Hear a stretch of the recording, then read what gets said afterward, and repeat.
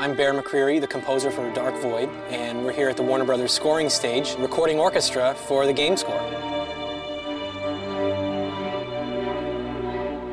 I've been into film and game music as long as I can remember. It's basically all I've ever wanted to do.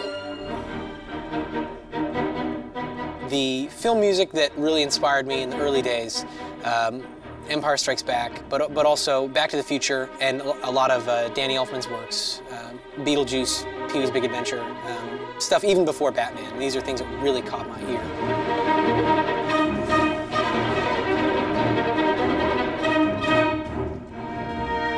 On the gaming side of things, actually, it was a Capcom title. It was Mega Man 2 that I heard this and I was like, this music is awesome. So I always wanted to do video game music. So when I got the call for Dark Void, I leapt at the opportunity to work for Capcom.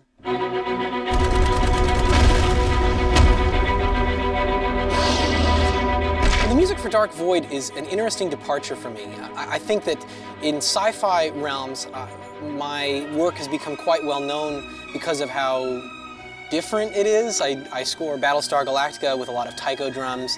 I score Terminator, the Sarah Connor Chronicles with a lot of metal percussion.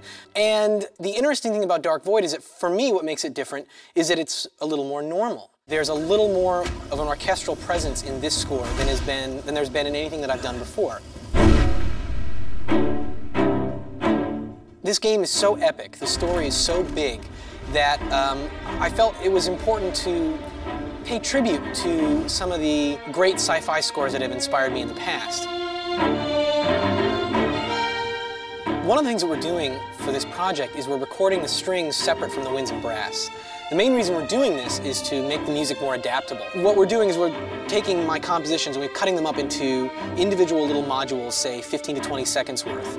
Those modules then, during gameplay, can be reordered and resequenced. My goal is that the player can play the entire game through and never hear the same exact piece of music twice.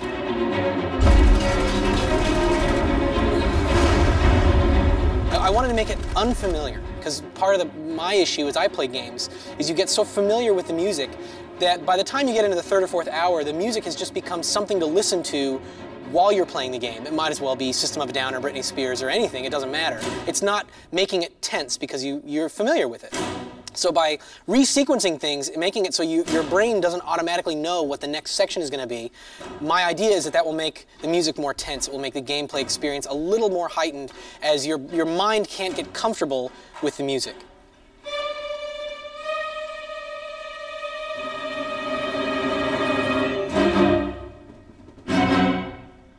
The most fun part of the game is obviously getting to fly, and so among our initial discussions was to come up with music for when you're flying and music for when you're on the ground. It was a great idea in theory. The problem that we found is, as I started messing around with the gameplay and we started really talking about how to implement it, is that the most exciting part of this game is you can fly whenever you want. Or you can stay on the ground. It's really up to the player. It's not like there's a ground level and then a flying level. So the problem was, if the music is changing, then you could take off for 5 seconds and the music could go da-da-da-da-da, and then you decide, no, I'm going to walk around for a little bit, and then it just stops.